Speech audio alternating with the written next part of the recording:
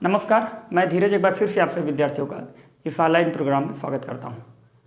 प्रिय विद्यार्थियों, आज की सेशन में हम लोग क्लास 12 के एक बहुत ही इंपॉर्टेंट चैप्टर विद्युत चुम्बकीय प्रेरण को पढ़ने वाले हैं।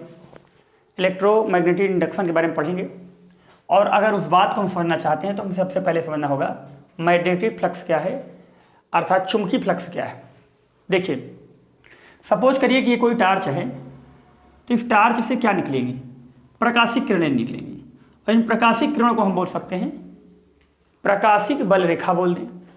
ये प्रकाशिक बल रेखा इस बिंदु से अनंत निकल रही है, लेकिन अगर इन रेखाओं के सामने हम कोई एक शीशा रख दें तो शीशे से जो होकर गुजरेंगी उन्हें हम बोलेंगे प्रकाश की फ्लक्स। यानी हम बोल सकते हैं कि किसी प्रकाशिक क्षेत्र में किसी निश्चित पृष्ठ से गुजरने वाली उन सभी प्रकाशिक बल रेखाओं की संख्या को हम लोग प्रकाशिक फ्लक्स कहते हैं। यहां देखिए, लेकिन हमें समझना क्या है चुंबकीय फ्लक्स। तो चुंबकीय फ्लक्स अगर हम समझना चाहते हैं तो सपोज करिए कि ये कोई मैग्नेट है, तो मैग्नेट से क्या निकलेंगे? चुंबकीय बल रेखाएं निकलेंगी और ये चुंबकीय बल रेखाएं निकलेंगी तो ये बहुत संख्या में निकलेंगी, लेकिन वो चुंबकीय बल रेखाएं जो किसी निश्चित पृष्ठ से होकर गुजरेंगी उनकी संख्या को हम लोग चुंबकीय फ्लक्स कहते हैं। अगर आप समझना चाहते हैं तो चुंबकीय क्षेत्र में रखे किसी पृष्ठ से गुजरने वाली चुंबकीय बल रेखाओं की संख्या को चुंबकीय फ्लक्स कहते हैं। इस बात को अगर आप नोट करना चाहते हैं तो कर लीजिए। चुंबकीय फ्लक्स को किससे लिखते हैं? ध्यान से देखना, अरे बहुत सारी रेखाएं, लेकिन ये जो पृष्ठ से होकर जा रही है इन बल रेखाओं की संख्या को हम लोग चुंबकीय फ्लक्स कहते हैं। तो magnetic flux is a number, तो हम बोल सकते हैं चुंबकीय बल रेखा एक प्रकार की संख्या है, इसलिए ये क्या है? अदिश राशि। आप जानते हैं संख्याएं क्या होती हैं? अदिश राशि होती है। तो चुंबकीय फ्लक्स भी क्या होगा? अदिश राशि होगा। चुंबकीय फ्लक्स को किससे रिप्रेजेंट करते हैं? तो आप सब समझ लीजिएगा, चुंबकीय फ्लक्स को रिप्रेजेंट करते हैं फाई से। किससे रिप्रेजेंट करते हैं? फाई से।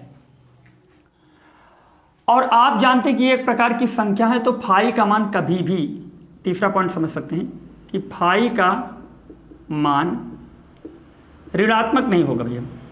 फाई का मान कभी भी ऋणात्मक नहीं हो सकता, क्योंकि ये क्या है? एक प्रकार की संख्या है, ऋणात्मक नहीं होगा।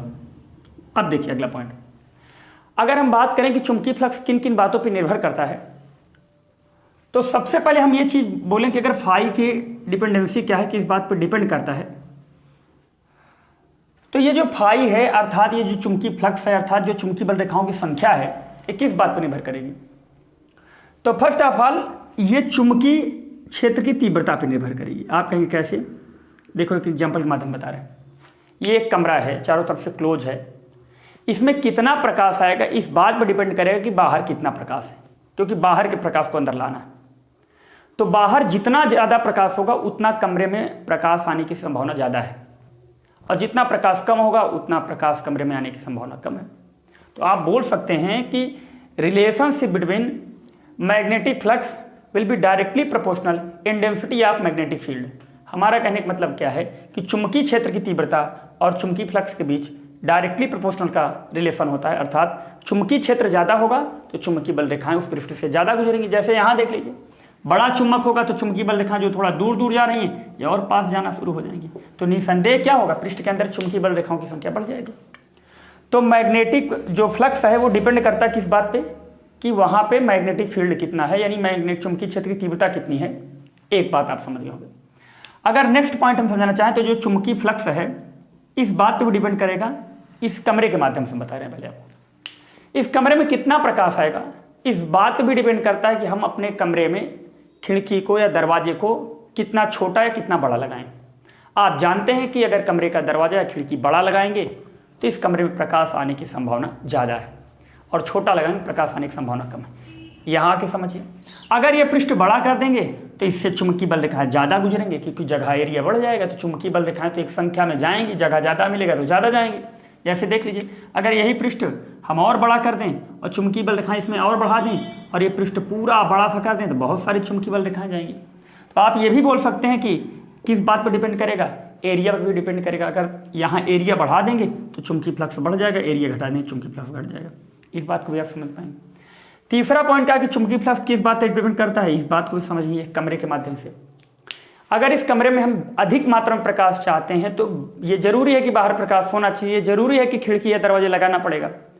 लेकिन एक शर्त ये भी है कि जो खिड़की दरवाजे आप लगा रहे हैं किस दिशा में लगा रहे हैं। हम इस खिड़की को ज़मीन में लगा दें, दरवाजे को ज़मीन में लगा दें, तो क्या वो खिड़की या दरवाजे प्रकाश दे पाएंगे बाहर के प्रकाश को? इसका मतलब है कि आप जो पृष्ठ रख रहे हैं मैग्नेटिक फील्ड में या इंटेंसिटी ऑफ मैग्नेटिक फील्ड में, उसको आप किस डायरेक्शन में रख रहे हैं। जैसे सपोज करिए कि अगर हम कोई पृष्ठ लें, ऐसे ही एग्जाम्पल के माध्यम से आपको समझा रहे हैं कि मान लीजिए ये कोई पृष्ठ है, अब इसको मैग्नेटिक फील्ड के सामने अगर ऐसे रख दें तो ज़्यादा बल रेखाएं गुजरेंगी, लेकिन ऐसे रख दें तो कम गुजरेंगी। तो इस बात पर डिपेंड करेगा कि आप जो पृष्ठ रखे हुए हैं उसको आप किस एंगल पर रखे हुए हैं, अर्थात थीटा पे डिपेंड करेगा, थीटा पे डिपेंड करेगा। इन तीन बातों पे चुंबकीय फ्लक्स डिपेंड करता है। अगर तीनों को हम मिलाएं तो फाई इज इक्वल टू बनेगा बी ए कॉस थीटा। अब आप कहेंगे यहाँ से कॉस थीटा क्यों, आप B A cos theta, cos क्यों लिए, साइन क्यों नहीं लिए? क्योंकि आपको पता है ये एक प्रकार की अदिश राशि है और आप जानते हैं कि ये सदिश राशि, ये भी सदिश राशि, तो आप बोल सकते हैं फाई बराबर वेक्टर बी और वेक्टर ए। अब देखो क्रॉस प्रोडक्ट तो लगाएंगे नहीं, अगर क्रॉस प्रोडक्ट लगा देंगे तो आप जानते हैं दो सदिशों का सदिश गुणनफल सदैव सदिश होगा और दो सदिशों का अदिश गुणनफल सदैव क्या होगा, अदिश। तो यहाँ डॉट प्रोडक्ट लगाएंगे, क्यों? क्योंकि इंडेक्स आप जानते हैं मैग्नेटिक फ्लक्स क्या है, magnetic flux is a scalar quantity. तो ये अदिश राशि है, अदिश राशि है तो डॉट प्रोडक्ट होगा। तो यहाँ से हम सूत्र निकल के आया कि phi is equal to B A cos theta और phi is equal to B vector B dot vector A. ये पॉइंट आप समझ गए होंगे। थोड़ा तेजी में पढ़ा रहे हैं क्योंकि आप चीज़ों को समझ रहे हैं, तो फिर बहुत ज़्यादा स्लो चलने की कोई जरूरत नहीं है। अब इसके मात्रक की बात कर लें, मात्रक क्या होगा?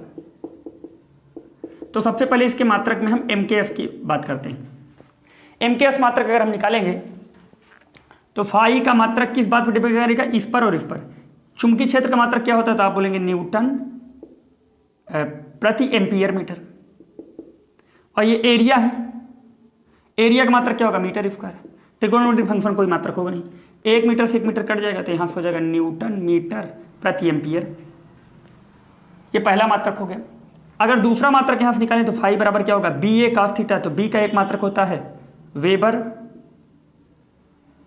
वेबर प्रति मीटर स्क्वायर, वेबर प्रति मीटर स्क्वायर। अब एरिया का मात्रक मीटर स्क्वायर रख देंगे तो मीटर स्क्वायर से मीटर स्क्वायर कट जाएगा, इसका एक मात्रक निकल के आएगा वेबर। अगर एक मात्रक और निकालें, चुंबकीय क्षेत्र की तीव्रता का मात्रक टेस्ला भी होता है, तो टेस्ला अगर हटाएंगे तो यहाँ एरिया रखेंगे तो मीटर स्क्वायर हो जाएगा, तो इसका एक मात्रक हो जाएगा टेस्ला मीटर स्क्वायर। ये MKS के मात्रक है। अगर CGS पद्धति के मात्रक की बात करें, CGS, तो CGS पद्धति में बताइए इसका मात्रक क्या होगा, तो आप कहेंगे इसका मात्रक गॉस होता है। किसका मात्रक, चुंबकीय क्षेत्र की तीव्रता का। एरिया का मात्रक होगा सेंटीमीटर स्क्वायर। तो CGS पद्धति में एक मात्रक इसका हो जाएगा गॉस सेंटीमीटर स्क्वायर।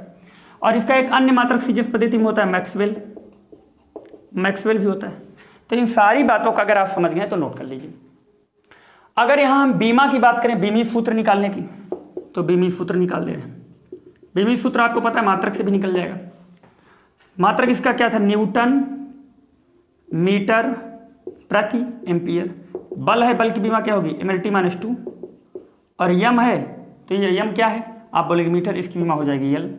और ये क्या है, एम्पियर विद्युत धारा, इसकी बीमा A। तो इसे सॉल्व करेंगे तो हो जाएगा mL² T-2 A-1। ये आपका बीमी सूत्र हो जाएगा। तो ये सारे पॉइंट क्या है, मैग्नेटिक फ्लक्स से रिलेटेड हैं, इनको आप कॉपी कर लीजिए। इसके बाद नेक्स्ट पॉइंट हमें क्या समझना है कि चुंबकीय फ्लक्स का मान अधिकतम कब होगा, न्यूनतम कब होगा। देखो अगर हम निकालें फाई मैक्स, इसका मतलब हुआ अधिकतम चुंबकीय फ्लक्स यानी मैक्सिमम मैग्नेटिक फ्लक्स। तो अधिकतम के लिए आप जानते हैं जनरल फार्मूला बी बराबर फाई बराबर बी ए कॉस थीटा।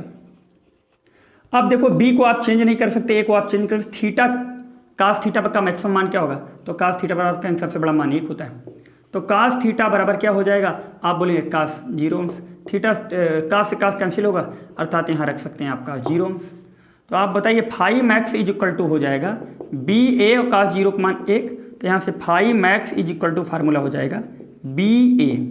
हमेशा याद रखना कि जब आप पृष्ठ को चुंबकीय क्षेत्र से 0 अंश के कोण पर रखोगे, बात को समझना, जब आप चुंबकीय क्षेत्र में किसी पृष्ठ को 0 अंश पर रखोगे, 0 उसका क्षेत्रफल से 0 अंश का कोण बनाएगा, तो उस समय जो आपका चुंबकीय फ्लक्स होगा वो मैक्सिमम होगा। अगला पॉइंट अगर हम निकालें यहाँ से फाई मिनिमम, फाई मिनिमम की बात करें तो कहोगे बी ए कॉस थीटा। अब यहाँ कॉस थीटा की सबसे छोटी वैल्यू क्या होती है, 0, और 0 कब होती है, कॉस 90 डिग्री पर। तो यहाँ रख दीजिए कॉस 90। तो यहाँ हो जाएगा phi minimum is equal to B A और काफ 90, काफ 90 का मान 0 तो फाई मिनिमम हो जाएगा यहाँ से बी ए इंटू 0, तो ये हो जाएगा 0। तो चुंबकीय फ्लक्स 0 कब होगा? जब आप उसको लंबवत रखोगे, यानी एरिया वेक्टर अगर चुंबकीय बल रेखाओं के डायरेक्शन से 90 डिग्री का एंगल क्रिएट करेगा तो वहाँ पे जो मैग्नेटिक फ्लक्स होगा मिनिमम होगा, और मैक्सिमम कब होगा? जब आप उसको 0 डिग्री पर रखेंगे। ये सारी बातें अगर आपको समझ में आती हैं तो पहले कॉपी कर लीजिए इन चीज़ों को।